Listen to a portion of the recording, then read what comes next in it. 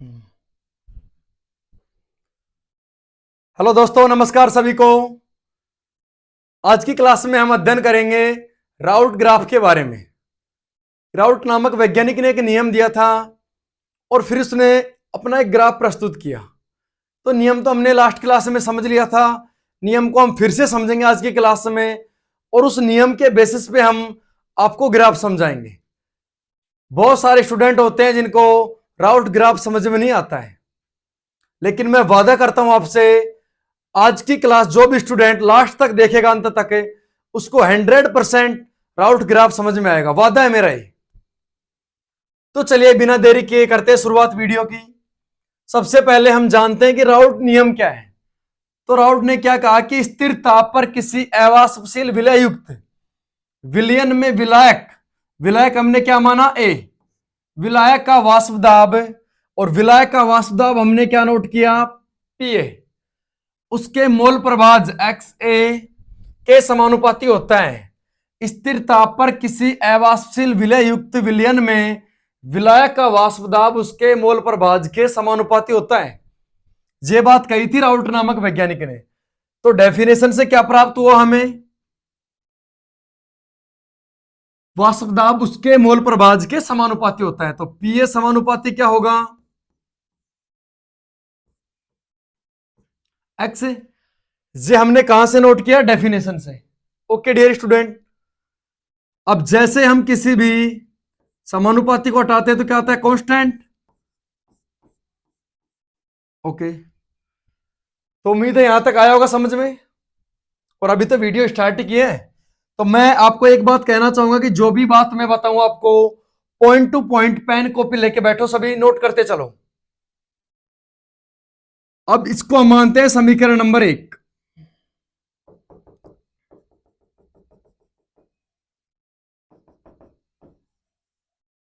Okay, अब हम क्या करें कि यदि इसकी जगह हम शुद्ध विलायक ले, प्योर विलायक, तो हम जानना चाह रहे हैं शुद्ध विलायक के लिए।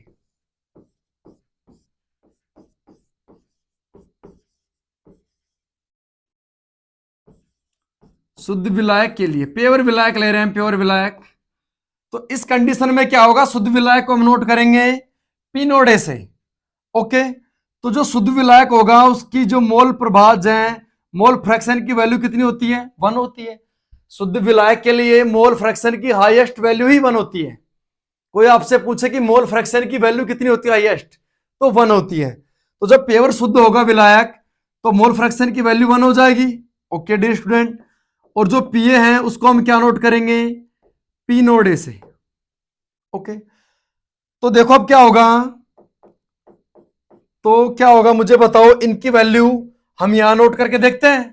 तो क्या प्राप्त होगा, पीए की जगह हमें क्या प्राप्त होगा, पी नोड ए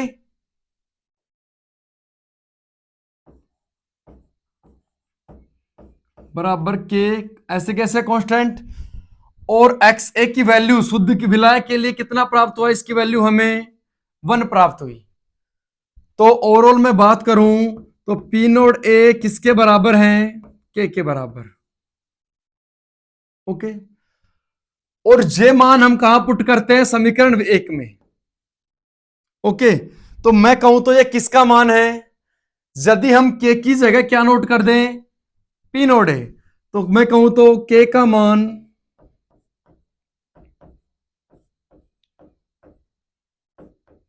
समीकरण 1 में रखने पर,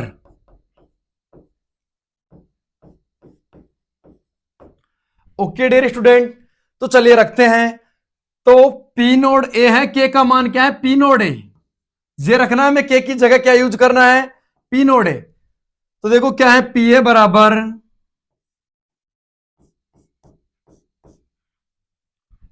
के की जगह क्या नोट करना है, पी नोड ए इंटू एक्स ए। ओके, और इसी प्रकार हम क्या नोट कर लेंगे, पीबी की वैल्यू, पीबी मैं कहूं तो विलय, ये विलय का हो गया, पीबी क्या हो जाएगा, P naught B X B. तो मुझे उम्मीद है यहां तक सभी को अच्छे से आया होगा समझ में। सबसे पहला रोल होता है डेफिनेशन का, कि स्थिर ताप पर किसी अवाष्शील विलय युक्त विलायक में उसके जो वाष्प दाब होता है वो क्या होता है, जो विलायक होता है उसके मोल प्रभाज के समानुपाती। समझ रहे हो, डेफिनेशन मोस्ट इंपोर्टेंट है कि स्थिर ताप, सबसे पहली कंडीशन तो ये होगी ताप स्थिर रहेगा, कांस्टेंट रहेगा टेम्परेचर। स्थिर ताप पर किसी अवाष्शील युक्त विलयन में विलायक का वाष्प दाब, किसका, विलायक का वाष्प दाब उसके मोल प्रभाज के समानुपाती होता है। ओके डियर स्टूडेंट, तो हमने अब विलायक हमने क्या माना ए, तो पी ए समानुपाती क्या होगा एक्स ए, मोल फ्रैक्शन वैल्यू। चलिए नेक्स्ट चलते हैं, यहां तक नोट कर लिया होगा सभी ने। अब चलते हैं नेक्स्ट।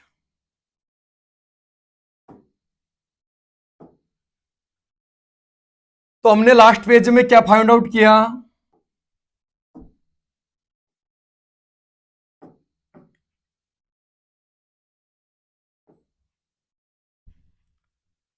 हमने पता लगाया कि जो पीए की वैल्यू होती है वो पी नोड ए एक्स है, ओके। और जो पीबी की वैल्यू आई थी हमारे पास में वो क्या आई थी, P naught B X B. Okay dear student, अब देखो क्या करते हैं हमारे पास। अब हमें वो कह रहा है कि इनके मध्य में ग्राफ हमें पता लगाना है, क्या ग्राफ प्राप्त होगा हमें। तो चलिए सबसे पहले मैं आपको छोटे से ग्राफ पे समझाता हूं। सबसे पहले देखो हमने क्या नोट किया था कि पी ए है वो समानुपाती है एक्स ए के। अब मैं इसी को लेके चल रहा हूं, जैसे हमारे पास ग्राफ है जहां पे क्या एक्स है और यहां पे प्रेशर है। अब समानुपाती मैं कहूं तो कि जब एक्स का मान बढ़ाएंगे तो पी का मान भी बढ़ेगा। जैसे पी यहां बढ़ा रहे हैं, एक्स यहां बढ़ता हुआ प्राप्त मिल रहा है, जहां बढ़ाएंगे तो यहां प्राप्त होगा मान।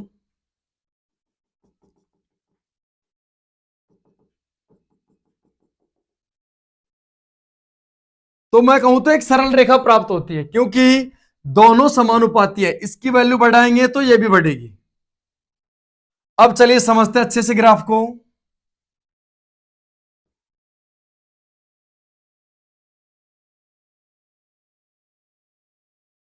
ओके, सबसे पहले यहां हमारे पास में क्या है एक्स बी, और इसकी वैल्यू डियर स्टूडेंट 0 मान रहे हैं हम। जहां मानेंगे एक्स बी की वैल्यू 1, मैं समझाऊंगा आपको, टेंशन नहीं लेने का। 1 0 क्या है, फिर हम मानेंगे एक्स ए 1 हो जाएगी, यहां हो जाएगा एक्स ए और इसकी वैल्यू हो जाएगी 0। ओके डियर स्टूडेंट, अब जो ये है हमारे पास जो नीचे की लाइन है इसको हम बोलेंगे मोल फ्रैक्शन।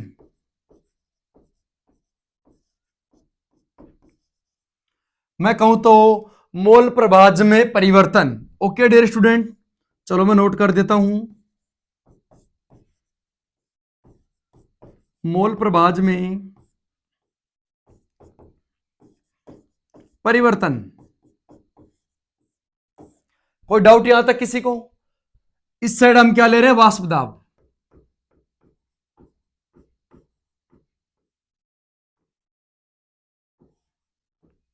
ओके, जहां भी क्या लेंगे हम, इस साइड भी वाष्प दाब।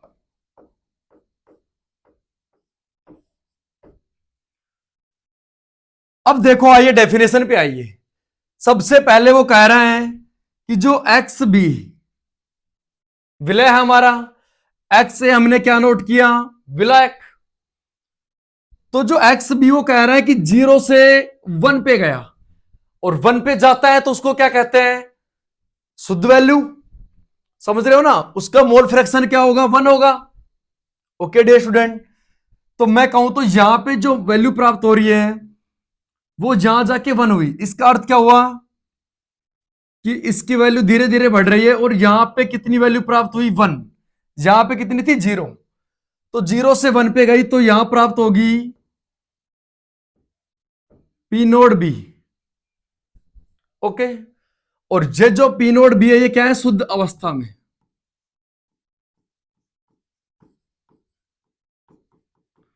शुद्ध अवस्था में वाष्प दाब। Okay dear student, okay. अब यहां आ गए हम। अब यहां वैल्यू देखते हैं, यहां चल के नोट करते हैं। तो यहां एक्स ए की वैल्यू 0 है और इधर हम देख रहे हैं कि एक्स ए की वैल्यू 1 हो रही है। तो एक्स ए जैसे 0 से इधर जाएगा तो हमें क्या प्राप्त होगा, जहां प्राप्त होगा P naught A. Okay dear student, समझ पा रहे हो बात को अच्छे से। तो यहां जो वैल्यू प्राप्त हुई वो क्या हुई, पी ए बराबर P naught A X A, और ये किसको दर्शा रहा है, पी बी बराबर P naught B X B. तो मैं कहूं तो ये क्या हो गया हमारा विलायक और ये हो गया विलय। ओके, अब हमें कंप्लीट विलयन का याद करना है, विलयन का वाष्प दाब। तो हम क्या करते हैं, इन दोनों पॉइंट को मिलाते हैं। ओके, क्योंकि यहां हमें प्राप्त हो रहा है विलयन का, विलायक का वाष्प दाब सॉरी, और जहां प्राप्त हो रहा है विलय का। तो विलय प्लस विलायक क्या बन गया हमारे पास में, विलयन। तो P बराबर क्या होगा, पी ए प्लस पीबी, विलय का वाष्प दाब प्लस विलय का वाष्प दाब, दोनों के मान का जो योग होता है वही क्या होता है, कुल वाष्प दाब के बराबर प्राप्त होता है हमें। ओके डियर स्टूडेंट, तो किसी को कोई डाउट यहां तक। वो कह रहा है कि हम 0 से 1 पे जा रहे हैं और 1 पे जाने की कंडीशन क्या है कि हम मोल प्रभाज में परिवर्तन कर रहे हैं, और जो मोल फ्रैक्शन है, मोल प्रभाज है, उसकी हाईएस्ट वैल्यू 1 होती है। तो 0 से 1 तक ही जा पाएंगे हम, क्योंकि हाईएस्ट वैल्यू ही 1 होती है। तो ये जो पॉइंट है ये बी के लिए 1 है और ये ए के लिए 1 है, नो डाउट। जहां बी का हाईएस्ट क्या है, मोल फ्रैक्शन प्राप्त हुई है, यहां ए की, दोनों को नोट करेंगे। तो पी क्या है यहां पे, विलयन का वाष्प दाब, विलायक और विलय दोनों पॉइंट दर्शा रहे हैं विलायक और विलय को। जैसे ही दोनों को मिलाएंगे तो हमें किसका वाष्प दाब प्राप्त होगा, विलयन का वाष्प दाब। कोई डाउट यहां तक, आई होप सभी को अच्छे से आया होगा समझ में। अब देखो इससे हम क्या क्या नोट कर सकते हैं। आप कहोगे सर ये फॉर्मूले कहां काम आएंगे। यदि हमें वो दे रखा है कि शुद्ध अवस्था में विलायक का वाष्प दाब, और शुद्ध अवस्था में जो वाष्प दाब होती है और उसका मोल फ्रैक्शन होता है 1 होता है, तो हम क्या नोट कर सकते हैं, विलयन के अंदर उस घटक का वाष्प दाब, जो भी हमें घटक दे रहा है उसका वाष्प दाब हम निकाल सकते हैं। कैसे, शुद्ध अवस्था में उस घटक का वाष्प दाब हमें दिया गया होगा, शुद्ध अवस्था में मोल फ्रैक्शन की वैल्यू 1 होती है, तो हम आसानी से क्या निकाल पाएंगे, उस घटक का वाष्प दाब। ओके डियर स्टूडेंट, तो उम्मीद है बहुत अच्छे से आया होगा आज का ये राउट ग्राफ। आज की क्लास बहुत ही मजेदार लगी होगी मुझे, उम्मीद है इतनी आपसे। तो चलिए नोट करें एक बार ग्राफ को, स्क्रीनशॉट मारिए।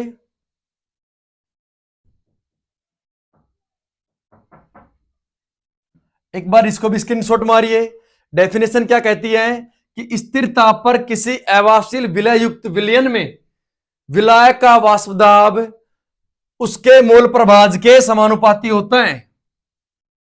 तो हमने क्या किया कि विलायक का वाष्प दाब पीए समानुपाती होगा एक्स से उसके मोल प्रभाज के, विलायक के मोल प्रभाज के, मोल फ्रैक्शन के।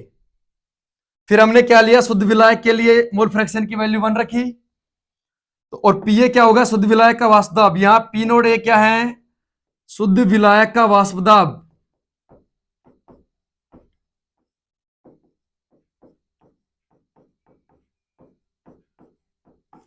ओके डियर स्टूडेंट, तो क्या होगा, पी नोड ए बराबर के इंटू 1, क्योंकि 1 होती है वैल्यू।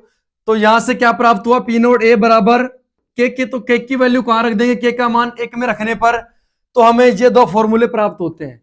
और इन दोनों से ही हमने क्या प्राप्त किया, राउल्ट का जो ग्राफ प्राप्त किया है हमने। ओके, तो उम्मीद है मुझे बहुत अच्छे से आई होगी समझ में। वीडियो पसंद आई हो तो कमेंट सेक्शन में ओके कमेंट कीजिए, दोस्तों को शेयर कीजिए। जय मां सरस्वती।